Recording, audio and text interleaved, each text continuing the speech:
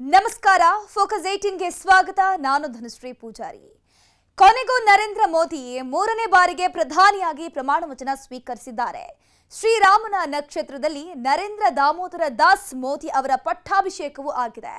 ರಾಮನ ನಕ್ಷತ್ರದಲ್ಲಿ ಪ್ರಮಾಣ ವಚನ ಸ್ವೀಕರಿಸಿದ ಮೋದಿ ಸರ್ಕಾರ ರಾಮರಾಜ್ಯ ಕಟ್ಟುವಲ್ಲಿ ಸಫಲವಾಗುತ್ತಾ? ಮೈತ್ರಿ ಪಕ್ಷಗಳು ಮೋದಿಯವರ ಕ್ರಾಂತಿಕಾರಿ ಯೋಜನೆಗಳಿಗೆ ಸಾಥ್ ಕೊಡ್ತಾವ? ಮೋದಿ ಮುಂದಿರುವ ಸವಾಲುಗಳು ಏನೇನು? मैं नरेंद्र दामोदर दास मोदी ईश्वर की शपथ लेता हूं कि मैं संघ के प्रधानमंत्री के रूप में अपने कर्तव्यों का श्रद्धापूर्वक और शुद्ध अंतःकरण से निर्वहन करूंगा. He's a local leader. He comes up like a soldier. We gonna call him as an action prince. He's a massive icon. He looks so classy, handsome. They call his man page and the follow him on Twitter. Even Amsha Sarjari, even always Marjory. Symbol Dhruva Nakshatra, touch Mado Kashtari. Speed and Ferrari, energy Gruvari. Jaggudru Baggodilla, Gatte Yun Faturi. Udalto Notave, Voting in Intare, Yella Kuttara, even of the Divo, even of the Russo.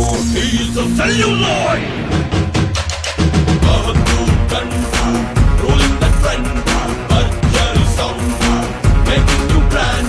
Government बना रहा है, हम उसको शुभकामना नहीं दे सकता है. I am sorry for that. हमका शुभकामना देश के लिए रहेगा कि let us hope for the best for the future. हम एमपी लोगों को रिक्वेस्ट करने चाहेंगे, जो भी पार्टी है, आपका पार्टी को मजबूत बनाओ. ये तो फिर कोशिश कर दिया ना, इसको पार्टी तोड़ो, उसको पार्टी तोड़ो. अभी बीजेपी को समझना है कि इसको पार्टी तोड़ना अच्छा काम मत करो. पहले आपका पार्टी तोड़ जाएगा. हमने नहीं तोड़ेंगे, आपका अंदर से जाएगा. आपका अंदर का सब आदमी खुश नहीं है, ये हम दिख रहा है. मेरे को यही बात कहना था. ಕಾದು ನೋಡಿ, 15 ದಿನಗಳಲ್ಲೇ ಮೋದಿ ಸರ್ಕಾರ ಪತನವಾಗಲಿದೆ. ಹೀಗಂತ ಪಶ್ಚಿಮ ಬಂಗಾಳ ಮುಖ್ಯಮಂತ್ರಿ ಮಮತಾ ಬ್ಯಾನರ್ಜಿ ಹೇಳಿದ್ದಾರೆ. ಇಂಡಿಯಾ ಬಣ ಸರ್ಕಾರ ರಚಿಸುವ ಹಕ್ಕನ್ನ ಪಡೆದಿಲ್ಲ, ಆದರೆ ಮತ್ತೆ ಪ್ರಯತ್ನಿಸುವುದಿಲ್ಲ ಎಂದು ಅದರ ಅರ್ಥವಲ್ಲ. ಕಾದು ನೋಡಿ, 15 ದಿನಗಳಲ್ಲೇ ಮೋದಿ ಸರ್ಕಾರ ಪತನವಾಗಲಿದೆ ಎಂದಿದ್ದಾರೆ ಮಮತಾ.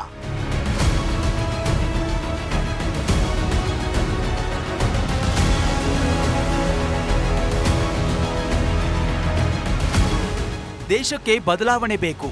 ದೇಶ ಬದಲಾವಣೆ ಬಯಸ್ತಾ ಇದೆ. ನಾವು ಕಾಯ್ತಾ ಇದ್ದೇವೆ ಮತ್ತು ಪರಿಸ್ಥಿತಿಯ ಮೇಲೆ ನಿಗಾ ಇಡ್ತಿದ್ದೇವೆ. ಈ ಜನಾದೇಶ ನರೇಂದ್ರ ಮೋದಿ ವಿರುದ್ಧವಾಗಿದೆ. ಆದ್ದರಿಂದ ಅವರು ಈ ಬಾರಿ ಪ್ರಧಾನಿಯಾಗಬಾರದು, ಬೇರೆಯವರು ಆಗಬೇಕಿತ್ತು. ಆದರೂ ಅವರಿಗೆ ಅಧಿಕಾರ ವಹಿಸಿಕೊಳ್ಳಲು ಅವಕಾಶ ನೀಡಲಾಗಿದೆ ಎಂದಿದ್ದಾರೆ.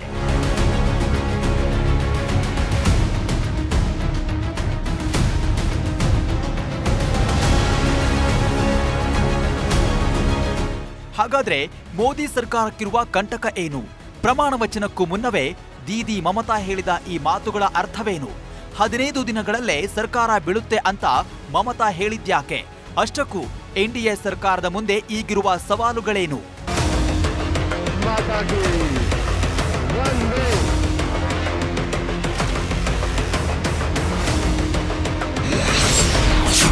ಮೋದಿ ಮುಂದಿದೆ ಖಾತೆ ಹಂಚಿಕೆ ಸಂಕಟ. ಉನ್ನತ ಖಾತೆಗಳೆಲ್ಲವೂ ಬಿಜೆಪಿ ಕೈಲಿ ಪಕ್ಕಾನ. ನರೇಂದ್ರ ಮೋದಿ ಮೂರನೇ ಬಾರಿ ಪ್ರಧಾನಿಯಾಗಿದ್ದಾರೆ. ಭಾನುವಾರ ನಡೆದ ಅದ್ದೂರಿ ಸಮಾರಂಭದಲ್ಲಿ ಪ್ರಧಾನಿ ಮತ್ತು ಸಂಪುಟ ಸಚಿವರು ಪ್ರಮಾಣ ವಚನ ಸ್ವೀಕರಿಸಿದ್ದಾರೆ. ಆದರೆ ಇನ್ನಿರೋದೇ ದೊಡ್ಡ ತಲೆನೋವು, ಅದು ಖಾತೆ ಹಂಚಿಕೆ ಸಂಬಂಧಿಸಿದ್ದು. 2014 ಮತ್ತು 2019ರಲ್ಲಿ ಬಿಜೆಪಿ ಸ್ಪಷ್ಟ ಬಹುಮತ ಪಡೆದು ಸರ್ಕಾರ ರಚನೆ ಮಾಡಿತ್ತು. ಆಗ ಬಿಜೆಪಿ ಮಾತಿನಂತೆ ಎಲ್ಲವೂ ನಡೀತಾ ಇತ್ತು. ಮಿತ್ರ ಪಕ್ಷಗಳು ಪಟ್ಟು ಹಿಡಿಯುವ ಪರಿಸ್ಥಿತಿಯಲ್ಲಿ ಇರಲಿಲ್ಲ. ಆದ್ರೆ ಈಗ ಹಾಗಿಲ್ಲ. ಮಿತ್ರ ಪಕ್ಷಗಳ ಬೆಂಬಲದ ಮೂಲಕವೇ ಬಿಜೆಪಿ ಸರ್ಕಾರ ರಚನೆ ಮಾಡಿದ್ದು ಖಾತೆ ಹಂಚಿಕೆ ಕಸರತ್ತು ನಡೀತಾ ಇದೆ. ಉನ್ನತ ಖಾತೆಗಳ ಸುತ್ತಲೇ ಚರ್ಚೆ ನಡೀತಾ ಇದೆ. ಗೃಹ, ಹಣಕಾಸು, ರಕ್ಷಣೆ, ವಿದೇಶಾಂಗ ವ್ಯವಹಾರಗಳು, ರಸ್ತೆ ಸಾರಿಗೆ, ರೈಲ್ವೆ, ಐಟಿ ಮತ್ತು ಶಿಕ್ಷಣದಂತಹ ಉನ್ನತ ಖಾತೆಗಳನ್ನ ಬಿಜೆಪಿಯೇ ಉಳಿಸಿಕೊಳ್ಳುವ ನಿರೀಕ್ಷೆ ಇದೆ.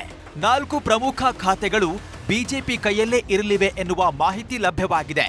ಬಿಜೆಪಿ ಗೃಹ, ಹಣಕಾಸು, ರಕ್ಷಣೆ ಮತ್ತು ವಿದೇಶಾಂಗ ವ್ಯವಹಾರಗಳು ಸೇರಿದಂತೆ ಎಲ್ಲ 4 ಪ್ರಮುಖ ಸಚಿವಾಲಯಗಳನ್ನ ಉಳಿಸಿಕೊಳ್ಳುವ ಸಾಧ್ಯತೆ ಇದೆ ಅಂತ ಹೇಳಲಾಗ್ತಾ ಇದೆ.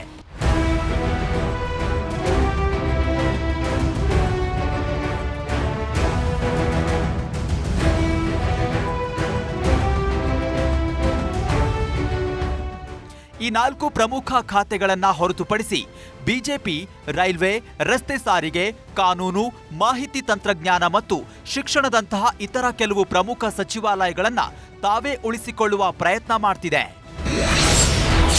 10 ವರ್ಷಗಳಲ್ಲಿ ಇಲ್ಲದ ಸವಾಲು ಈಗ ಮೋದಿ ಮುಂದೆ. ಕಳೆದ 10 ವರ್ಷ ಇಲ್ಲದ ಸವಾಲು ನರೇಂದ್ರ ಮೋದಿಗೆ ಈಗ ಎದುರಾಗಿದೆ. ಇಷ್ಟು ವರ್ಷ ಬಿಜೆಪಿಗೆ ಬಹುಮತವಿದ್ದ ಕಾರಣ ನಿರ್ಧಾರಗಳನ್ನ ತೆಗೆದುಕೊಳ್ಳಲು ಯಾರನ್ನ ಕೇಳಬೇಕಂತ ಇರಲಿಲ್ಲ.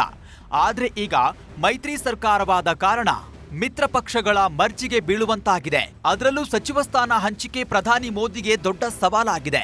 ಟಿಡಿಪಿ ಮತ್ತು ಜೆಡಿಯು ಕ್ಯಾಬಿನೆಟ್ ದರ್ಜೆಯ ಸಚಿವ ಸ್ಥಾನದ ಜೊತೆಗೆ ಪ್ರಮುಖ ಖಾತೆಗಳಿಗೆ ಬೇಡಿಕೆ ಇಟ್ಟಿವೆ. ಎನ್ಡಿಎ ಮಿತ್ರಕೂಟದ ಸಣ್ಣಪುಟ್ಟ ಪಕ್ಷಗಳು ಡಿಮ್ಯಾಂಡ್ ಇಟ್ಟಿವೆ.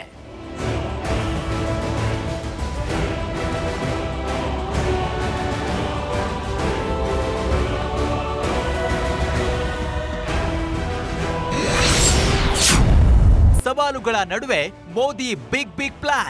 जो 10 वर्ष हमने काम किया है वो तो ट्रेलर है। देश के आकांक्षाओं को पूर्ण करने में रत्ती भर भी विलंब नहीं करना है। ಕಳೆದ 10 ವರ್ಷಗಳ ಮೋದಿ ಸರ್ಕಾರದ ಆಡಳಿತ ಕೇವಲ ಟ್ರೇಲರ್ ಅಷ್ಟೇ. ಪಿಕ್ಚರ್ ಅಭಿ ಬಾಕಿ ಹೈ ಅಂತ ಹೇಳಿದ್ದು ಖುದ್ದು ಮೋದಿ ಮೊನ್ನೆ ನಡೆದಂತ ಎನ್ಡಿಎ ಸಂಸದೀಯ ಪಕ್ಷದ ಸಭೆಯಲ್ಲಿ. ಹಾಗೆ ಹೇಳುವಾಗ ವೇದಿಕೆಯಲ್ಲಿ ಚಂದ್ರಬಾಬು ನಾಯ್ಡು, ನಿತೀಶ್ ಕುಮಾರ್ ಕೂಡ ಉಪಸ್ಥಿತರಿದ್ರು. ಹಾಗಾದ್ರೆ ಮೋದಿ ಎನ್ಡಿಎ ಈ 3ನೇ ಅವಧಿಯಲ್ಲಿ ಅಂತಹ ಮಹತ್ವದ ಯೋಜನೆಗಳು ಏನೇನು ಇರಲಿವೆ? ಕಳೆದ 10 ವರ್ಷದ ಯೋಜನೆಗಳೇ ಕೇವಲ ಟ್ರೇಲರ್ ಎಂದಾದ್ರೆ ಇನ್ನು ಮುಂದಿನ 5 ವರ್ಷದ ಅವಧಿ ಹೇಗಿರುತ್ತೆ ಎಂಬ ಚರ್ಚೆ ಈಗಾಗಲೇ ರಾಜಕೀಯ ವಲಯದಲ್ಲಿ ಆರಂಭವಾಗಿದೆ. ಮುಂದಿನ ತಿಂಗಳೇ ಅತ್ಯಂತ ಜನಪ್ರಿಯ ಬಜೆಟ್. ಹೊಸ ಕಲ್ಯಾಣ ಯೋಜನೆಗಳು, ನೆರವುಗಳ ಘೋಷಣೆ. ಹೌದು, ಇನ್ನು 1 ತಿಂಗಳಲ್ಲೇ ಮೋದಿ ಪೂರ್ಣ ಪ್ರಮಾಣದ ಬಜೆಟ್ ಅನ್ನ ಮಂಡಿಸಬೇಕಾಗಿದೆ. ವಿಶೇಷ ಏನಂದ್ರೆ ಆ ಬಜೆಟ್ ಅತ್ಯಂತ ಜನಪ್ರಿಯ ಬಜೆಟ್ ಆಗಿರಲಿದೆ ಎಂಬ ಚರ್ಚೆಗಳು ಈಗ ಆರಂಭವಾಗಿವೆ. 2024-25ರ ಬಜೆಟ್ ಅನ್ನ ಜುಲೈ ಮೊದಲ ವಾರವೇ ನೂತನ ವಿತ್ತ ಸಚಿವರು ಮಂಡಿಸಲಿದ್ದಾರೆ. ಈ ಬಜೆಟ್ನಲ್ಲಿ ಕಲ್ಯಾಣ ಯೋಜನೆಗಳು ಮತ್ತು ನೆರವು ನೀಡುವ ಕಾರ್ಯಕ್ರಮಗಳು ಇರಲಿವೆ ಅಂತ ಆರ್ಥಿಕ ತಜ್ಞರು ಅಭಿಪ್ರಾಯಪಟ್ಟಿದ್ದಾರೆ. ಈ ಬಜೆಟ್ನ ಮೂಲಕ ಮೈತ್ರಿ ಸರ್ಕಾರದ ನೀತಿ ಆದ್ಯತೆಗಳು ಮತ್ತು ಮುಂದಿನ 5 ವರ್ಷಗಳ ಸುಧಾರಣೆಯ ಅಂದಾಜು ಪಟ್ಟಿಯನ್ನ ಒಳಗೊಂಡಿರಲಿದೆ. ಎಲ್ಲಾ ಸರ್ಕಾರಗಳು ಕಲ್ಯಾಣ ಕಾರ್ಯಕ್ರಮಗಳಿಗೆ ಒತ್ತು ಕೊಡುತ್ತವಾದರೂ ಮೈತ್ರಿ ಸರ್ಕಾರದ ಅವಧಿಯಲ್ಲಿ ಅಂತಹ ಯೋಜನೆಗಳಿಗೆ ಹೆಚ್ಚು ಮಹತ್ವವಿರುತ್ತೆ ಅಂತ ತಜ್ಞರು ಹೇಳಿದ್ದಾರೆ.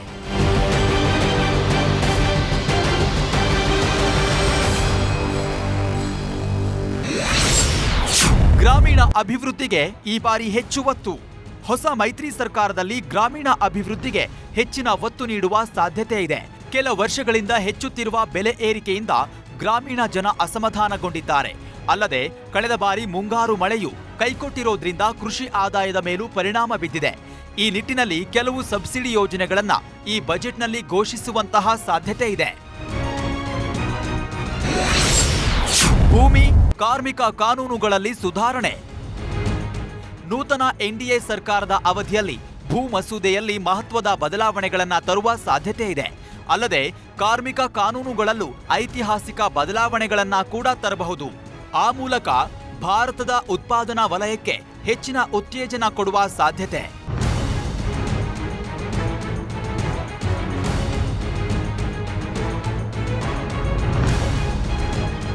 ಕಳೆದ 2 ಅವಧಿಗಳಲ್ಲಿ ಬಹುಮತ ಇದ್ದ ಕಾರಣ ಮೋದಿ ಸರ್ಕಾರಕ್ಕೆ ಕಠಿಣ ಆರ್ಥಿಕ ನೀತಿಗಳನ್ನ ತಳೆಯಲು ಸಾಧ್ಯವಾಗಿತ್ತು. ಮುಂಬರುವ 25 ವರ್ಷಗಳ ಗುರಿಯನ್ನ ಇಟ್ಟುಕೊಂಡ ಮೋದಿ ಹಲವು ಆರ್ಥಿಕ ನೀತಿಗಳನ್ನ ಜಾರಿಗೆ ತಂದಿದ್ರು.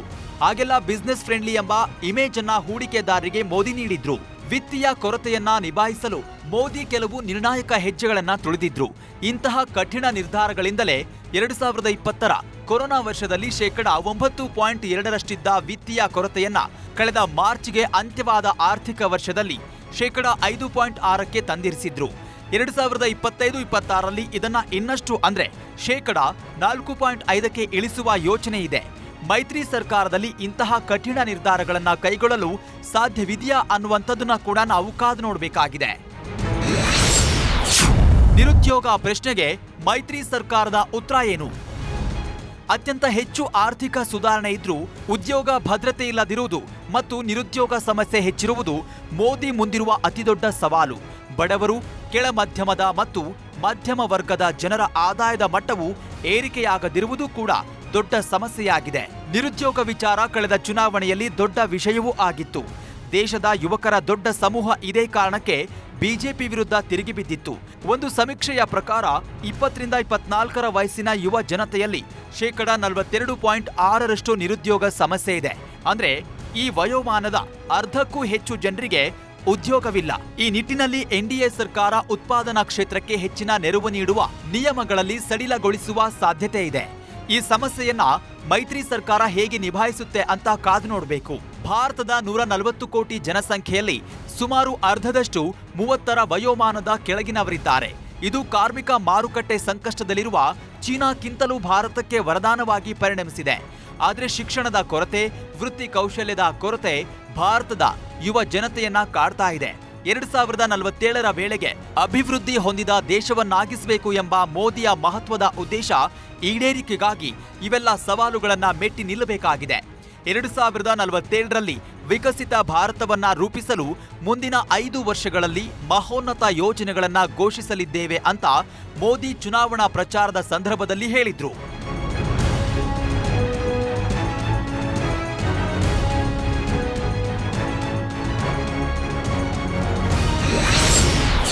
ಏಕರೂಪ ನಾಗರಿಕ ಸಂಹಿತೆ ಜಾರಿಗೆ ಬರುತ್ತಾ? 3ನೇ ಬಾರಿ ಬಿಜೆಪಿ ಸರ್ಕಾರ ಅಧಿಕಾರಕ್ಕೆ ಬಂದ್ರೆ ದೇಶದಲ್ಲಿ ಏಕರೂಪ ನಾಗರಿಕ ಸಂಹಿತೆ ಜಾರಿಗೆ ತರ್ತೇವೆ ಎನ್ನಲಾಗ್ತಿತ್ತು. ಈ ವಿಚಾರದಲ್ಲಿ ಈಗಾಗಲೇ ಸಾಕಷ್ಟು ಪ್ರಯತ್ನಗಳು ನಡೆದಿದ್ರು. ಇದನ್ನ ಜಾರಿಗೊಳಿಸುವ ವಿಚಾರದಲ್ಲಿ ಸಾಕಷ್ಟು ನೀತಿ ನಿರೂಪಣೆಗಳು ಬಾಕಿ ಇವೆ. ಭಾರತದಲ್ಲಿ ಪ್ರಸ್ತುತ ಧರ್ಮವನ್ನ ಆಧರಿಸಿ ವೈಯಕ್ತಿಕ ಕಾನೂನುಗಳು ಚಾಲ್ತಿಯಲ್ಲಿವೆ. ಇಲ್ಲಿ ವೈಯಕ್ತಿಕ ಕಾನೂನುಗಳು ಅಂದ್ರೆ ಉತ್ತರಾಧಿಕಾರ ಕಾಯ್ದೆ, ವಿವಾಹ ಕಾಯ್ದೆ, ಹೀಗೆ ಹಿಂದೂಗಳಿಗೆ ಪ್ರತ್ಯೇಕ ಕಾನೂನು, ಮುಸ್ಲಿಮರಿಗೆ ಪ್ರತ್ಯೇಕ ಕಾನೂನು, ಹೀಗೆ ಪ್ರತಿಯೊಂದು ಧರ್ಮಕ್ಕೂ ಪ್ರತ್ಯೇಕ ಕಾನೂನುಗಳಿವೆ. ಇದನ್ನ ತಪ್ಪಿಸಲು ಕೇಂದ್ರ ಸರ್ಕಾರ ಏಕರೂಪ ನಾಗರಿಕ ಸಂಹಿತೆ ಜಾರಿಗೆ ತರಲು ನಿರ್ಧರಿಸಿದ್ದು, ಅದರ ಪ್ರಕಾರ ದೇಶದ ಎಲ್ಲಾ ನಾಗರಿಕರಿಗೂ ಒಂದೇ ರೀತಿಯ ನಾಗರಿಕ ಕಾನೂನು ಜಾರಿಗೆ ತರುವಂತಹ ಉದ್ದೇಶವನ್ನ ಕೇಂದ್ರ ಸರ್ಕಾರ ಹೊಂದಿದೆ. ಇದರಿಂದಾಗಿ ಮದುವೆ, ವಿಚ್ಛೇದನ, ಉತ್ತರಾಧಿಕಾರದಂತಹ ವಿಷಯಗಳಲ್ಲಿ ಎಲ್ಲಾ ಧರ್ಮದವರಿಗೂ ಒಂದೇ ಕಾನೂನು ಆಗಿರುತ್ತೆ. ಆದರೆ ಮೈತ್ರಿ ಸರ್ಕಾರದಲ್ಲಿ ಈ ಕಾನೂನು ಜಾರಿ ಸಾಧ್ಯವೇ ಎನ್ನುವುದನ್ನ ಕಾದು ನೋಡಬೇಕು. ಈಗಾಗಲೇ ಜೆಡಿಯು ಏಕರೂಪ ನಾಗರಿಕ ಸಂಹಿತೆ ಜಾರಿ ನಿರ್ಧಾರವನ್ನ ಮರುಪರಿಶೀಲಿಸಬೇಕು ಅಂತ ಹೇಳಿಕೊಂಡಿದೆ.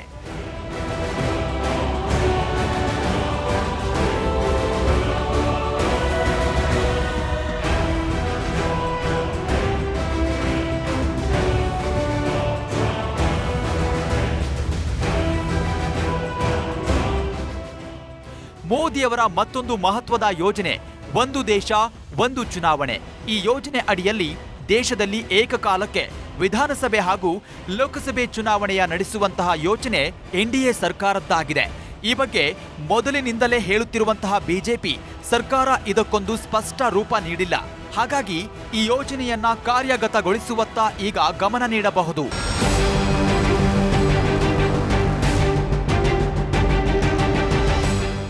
ನಾರಿ ಶಕ್ತಿ, ಯುವ ಶಕ್ತಿ ಹಾಗೂ ಕಿಸಾನ್ ಶಕ್ತಿಯನ್ನ ಮತ್ತಷ್ಟು ಬಲಪಡಿಸುವ ಬಗ್ಗೆ ಮೋದಿ ಸರ್ಕಾರವು ಗಮನ ಹರಿಸಲಿದ್ದು, ಅದಕ್ಕಾಗಿ 100 ದಿನಗಳಲ್ಲಿ ವಿಭಿನ್ನ ಯೋಜನೆಗಳನ್ನ ಗುರುತಿಸುವ ಸಾಧ್ಯತೆ ಇದೆ. ಸೇನೆಗೆ ನೂತನ ಮುಖ್ಯಸ್ಥರನ್ನ ಕೂಡ ಆಯ್ಕೆ ಮಾಡುವ ಸಾಧ್ಯತೆಗಳಿವೆ. 3ನೇ ಬಾರಿ ಅಧಿಕಾರ ವಹಿಸಿಕೊಂಡಿರುವ ಪ್ರಧಾನಿ ಮೋದಿ ಈಗಾಗಲೇ ಮುಂದಿನ ಯೋಜನೆಗಳನ್ನ ಸಿದ್ಧಪಡಿಸಿದ್ದಾರೆ.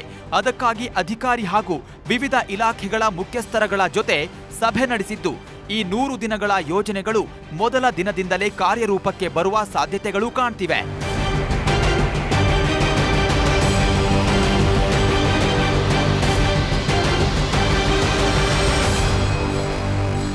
ಎರಡು 2024 2047ರ ದೂರದೃಷ್ಟಿಯನ್ನಿಟ್ಕೊಂಡು 100 ದಿನಗಳ ಪ್ಲಾನ್ ಮಾಡಿರುವ ಮೋದಿ ಅವರ ಮುಂದಿರುವಂತಹ ಸವಾಲುಗಳು ಏನೇನು?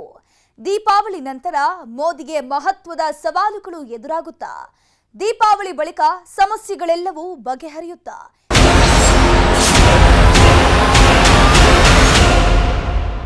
ದೀಪಾವಳಿಯ ಹೊತ್ತಿಗೆ ಎಲ್ಲವೂ ಕ್ಲಿಯರ್ ಆಗಿಬಿಡುತ್ತಾ? ಇನ್ನು 5-6 ತಿಂಗಳಿನಲ್ಲಿ ಮೋದಿಗೆ ಎದುರಾಗುವ ನಿಜವಾದ ಸವಾಲಾದ್ರೂ ಏನು? ದಕ್ಷ ನಾಯಕನೆಂದು ಈಗ ಇರುವ ಎಲ್ಲಾ ನಾಯಕರಿಗಿಂತ ಸಮರ್ಥರೆಂದು ಗುರುತಿಸಿಕೊಂಡಿರುವ ಮೋದಿ ಆ ಎಲ್ಲ ಸಂಕಷ್ಟಗಳಿಂದ ಪಾರಾಗಿ ವಿಶ್ವ ನಾಯಕನಾಗಿ ಹೊರಹೊಮ್ಮುತ್ತಾರಾ? ದೀಪಾವಳಿ ವೇಳೆ ಮೋದಿ ಎದುರು ದೊಡ್ಡ ಸವಾಲು. ಕೇಂದ್ರದಲ್ಲಿ 3ನೇ ಬಾರಿಗೆ ಮೋದಿ ಸರ್ಕಾರ ರಚನೆಯಾಗಿದೆ. ಸದ್ಯ ನರೇಂದ್ರ ಮೋದಿಯವರು ತಮ್ಮ ದಕ್ಷ ನಾಯಕತ್ವದ ಸಾಮರ್ಥ್ಯದಿಂದ ಪ್ರಸ್ತುತ ಸವಾಲುಗಳನ್ನ ಜಯಿಸಿರುವಂತೆ ತೋರ್ತಾ ಇದೆ. ಆದ್ರೆ ಈ ಸರ್ಕಾರದ ನಿಜವಾದ ಪರೀಕ್ಷೆ 5-6 ತಿಂಗಳ ಒಳಗಡೆ ಬರಲಿದೆ. ವಾಸ್ತವವಾಗಿ ಈ ಚುನಾವಣೆಯಲ್ಲಿ ದೇಶದ 2ನೇ ಅತಿದೊಡ್ಡ ರಾಜ್ಯವಾದ ಮಹಾರಾಷ್ಟ್ರ ಮತ್ತು ನಂತರ ಹರಿಯಾಣದಲ್ಲಿ ಬಿಜೆಪಿ ರಾಜಕೀಯವಾಗಿ ದೊಡ್ಡ ನಷ್ಟವನ್ನ ಅನುಭವಿಸಿದೆ. ಈ ಎರಡೂ ರಾಜ್ಯಗಳಲ್ಲಿ ಬಿಜೆಪಿ ತನ್ನ 2019ರ ಸಾಧನೆಯನ್ನ ಪುನರಾವರ್ತಿಸಿದ್ರೆ ಇವತ್ತು ಅದು ತನ್ನದೇ ಆದ ಪೂರ್ಣ ಬಹುಮತದೊಂದಿಗೆ ಸರ್ಕಾರವನ್ನ ರಚಿಸ್ತಾ ಇತ್ತು. ಈಗ ಈ ಎಲ್ಲಾ ವಿಷಯಗಳು ಕಳೆದಿವೆ.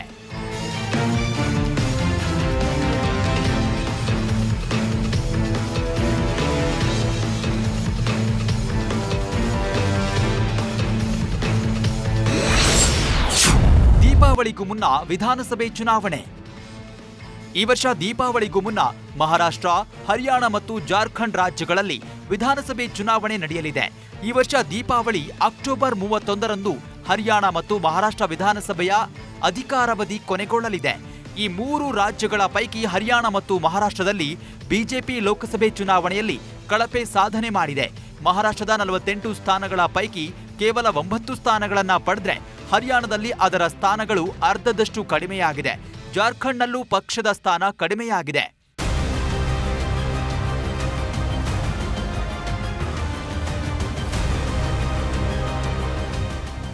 ಇದೀಗ ಮೋದಿ ನೇತೃತ್ವದ ಹೊಸ ಸರ್ಕಾರ ರಚನೆಯಾದ ನಂತರ ಈ 3 ವಿಧಾನಸಭಾ ಚುನಾವಣೆಗಳಲ್ಲಿ ಉತ್ತಮ ಪ್ರದರ್ಶನ ನೀಡೋದು ಬಿಜೆಪಿಗೆ ದೊಡ್ಡ ಸವಾಲಾಗಿದೆ. ಇದು ಮಹಾರಾಷ್ಟ್ರ ಮತ್ತು ಹರಿಯಾಣದಲ್ಲಿ ಸರ್ಕಾರಗಳನ್ನ ಹೊಂದಿದೆ. ಇದರ ಹೊರತಾಗಿಯೂ ಲೋಕಸಭೆ ಚುನಾವಣೆಯಲ್ಲಿ ಹೀನಾಯ ಸೋಲು ಕಂಡಿದೆ. ಹರಿಯಾಣದಲ್ಲಿ ಚುನಾವಣೆಗೆ ಮುನ್ನವೇ ಬಿಜೆಪಿ ತನ್ನ ನಾಯಕತ್ವವನ್ನ ಬದಲಾಯಿಸಿತ್ತು. ಮನೋಹರ್ ಲಾಲ್ ಖಟ್ಟರ್ ಅವರನ್ನ ಕೆಳಗಿಳಿಸಿ ನಯಾಬ್ ಸಿಂಗ್ ಸೈನಿ ಅವರನ್ನ ಮುಖ್ಯಮಂತ್ರಿ ಮಾಡಲಾಯಿತು. ಇಷ್ಟೆಲ್ಲ ಆದರೂ ಸಾರ್ವಜನಿಕರ ಆಕ್ರೋಶ ಮಾತ್ರ ಕಡಿಮೆಯಾಗಿಲ್ಲ.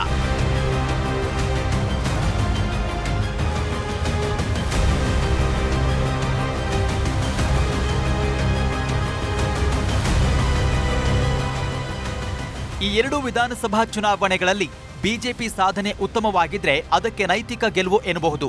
ಇಂತಹ ಪರಿಸ್ಥಿತಿಯಲ್ಲಿ ಪ್ರಧಾನಿ ಮೋದಿಯವರು ಸಾರ್ವಜನಿಕರಲ್ಲಿ ತಮಗಿದ್ದಂಥ ಅಲ್ಪ ವಿಶ್ವಾಸವನ್ನ ಮರಳಿ ಪಡೆದಿರುವ ನೈತಿಕ ಬಲವನ್ನ ಪಡೆಯಲಿದ್ದಾರೆ. ಇಂತಹ ಪರಿಸ್ಥಿತಿಯಲ್ಲಿ ಮಿತ್ರ ಪಕ್ಷಗಳಾದ ಜೆಡಿಯು, ಟಿಡಿಪಿ ಜೊತೆಗೆ ಪ್ರತಿಪಕ್ಷಗಳು ಕೂಡ ಹಿನ್ನಡೆಯಾಗಲಿವೆ. ಬಿಜೆಪಿಯ ಗೆಲುವು ಮತ್ತು ಕಾಂಗ್ರೆಸ್ನ ಸೋಲಿನ ಸಂದರ್ಭದಲ್ಲಿ ಲೋಕಸಭೆ ಚುನಾವಣೆಯಲ್ಲಿ ಪ್ರತಿಪಕ್ಷಗಳು ಪಡೆದ ಅಲ್ಪ ಮಾನಸಿಕ ಅಂಚನ್ನ ಒಂದೇ ಹೊಡೆತದಲ್ಲಿ ನಾಶಪಡಿಸಲಾಗುತ್ತದೆ. ಮತ್ತೊಂದು ಕಡೆ ಈ 2 ವಿಧಾನಸಭಾ ಚುನಾವಣೆಗಳಲ್ಲಿ ಬಿಜೆಪಿ ಸೋತ್ರೆ ಅದರ ನಾಯಕತ್ವ ಮತ್ತು ವರ್ಚಸ್ಸಿನ ಬಗ್ಗೆ ಗಂಭೀರ ಪ್ರಶ್ನೆಗಳು ಉದ್ಭವಿಸುತ್ತವೆ. ಆಗ ಪ್ರತಿಪಕ್ಷಗಳು ಆಕ್ರಮಣಕಾರಿಯಾಗ್ತವೆ. ಇಂತಹ ಪರಿಸ್ಥಿತಿಯಲ್ಲಿ ಮಹಾರಾಷ್ಟ್ರದ ಶಿವಸೇನಾ ಶಿಂಧೆ ಬಣದ 7 ಸಂಸದರು ಮತ್ತು ಎನ್ಸಿಪಿ ಅಜಿತ್ ಬಣದ ಒಬ್ಬ ಸಂಸದರು ಅಸ್ತಿತ್ವದ ಬಿಕ್ಕಟ್ಟನ್ನ ಎದುರಿಸಲಿದ್ದಾರೆ. ಅವರು ಉದ್ಧವ್ ಠಾಕ್ರೆ ಮತ್ತು ಶರದ್ ಪವಾರ್ ಅವರೊಂದಿಗೆ ಹೋಗುವುದನ್ನ ತಡೆಯುವುದಿಲ್ಲ. ಈ ಮೂಲಕ ಇಂಡಿಯಾ ಅಲಯನ್ಸ್ ನೇರವಾಗಿ 8 ಸಂಸದರ ಬೆಂಬಲ ಪಡೆಯಲಿದೆ. ಮತ್ತೊಂದು ಕಡೆ ರಾಜಕೀಯ ಪರಿಸ್ಥಿತಿಯನ್ನ ಗ್ರಹಿಸಿ ಟಿಡಿಪಿ ಮತ್ತು ಜೆಡಿಯು ಪಕ್ಷಗಳನ್ನ ಬದಲಾಯಿಸುವುದನ್ನ ಕೂಡ ತಳ್ಳಿಹಾಕಲಾಗುವುದಿಲ್ಲ. ಜಾರ್ಖಂಡ್ಗೆ ಸಂಬಂಧಿಸಿದಂತೆ ಜೆಎಂಎಂ ನೇತೃತ್ವದಲ್ಲಿ ಭಾರತ ಮೈತ್ರಿ ಸರ್ಕಾರವಿದೆ. ಇಲ್ಲಿ ಲೋಕಸಭೆ ಚುನಾವಣೆಯಲ್ಲಿ ಬಿಜೆಪಿಗೆ ಅಷ್ಟಾಗಿ ನಷ್ಟವಾಗಿಲ್ಲ. ಇಂತಹ ಪರಿಸ್ಥಿತಿಯಲ್ಲಿ ಈ ರಾಜ್ಯದ ವಿಧಾನಸಭೆ ಫಲಿತಾಂಶ ನೇರವಾಗಿ ಕೇಂದ್ರದ ಮೇಲೆ ಪರಿಣಾಮ ಬೀರೋದಿಲ್ಲ. ಫೆಬ್ರವರಿ 2025ರಲ್ಲಿ ದೆಹಲಿಯಲ್ಲಿ ವಿಧಾನಸಭೆ ಚುನಾವಣೆ ನಡೆಯಲಿದೆ. ಪ್ರಸಕ್ತ ಲೋಕಸಭೆ ಚುನಾವಣೆಯಲ್ಲಿ ಬಿಜೆಪಿ ಸತತ 3ನೇ ಬಾರಿಗೆ ಇಲ್ಲಿನ ಎಲ್ಲ 7 ಸ್ಥಾನಗಳನ್ನ ಗೆದ್ದುಕೊಂಡಿದೆ. ಆದರೆ ಕಳೆದ 2 ವಿಧಾನಸಭಾ ಚುನಾವಣೆಗಳಿಂದ ಲೋಕಸಭೆಯಲ್ಲಿ ಗೆಲುವು ಸಾಧಿಸಿದ ಬಿಜೆಪಿ ವಿಧಾನಸಭೆ ಚುನಾವಣೆಯಲ್ಲಿ ಮುನ್ನಡೆಯುತ್ತಾ ಇದೆ. ಇಂತಹ ಪರಿಸ್ಥಿತಿಯಲ್ಲಿ ದೆಹಲಿ ವಿಧಾನಸಭಾ ಚುನಾವಣೆಯ ಫಲಿತಾಂಶಗಳು ಮುಂದಿನ 6ರಿಂದ 8 ತಿಂಗಳಲ್ಲಿ ದೇಶದ ರಾಜಕೀಯದ ಮೇಲೂ ಪ್ರಭಾವ ಬೀರಲಿದೆ.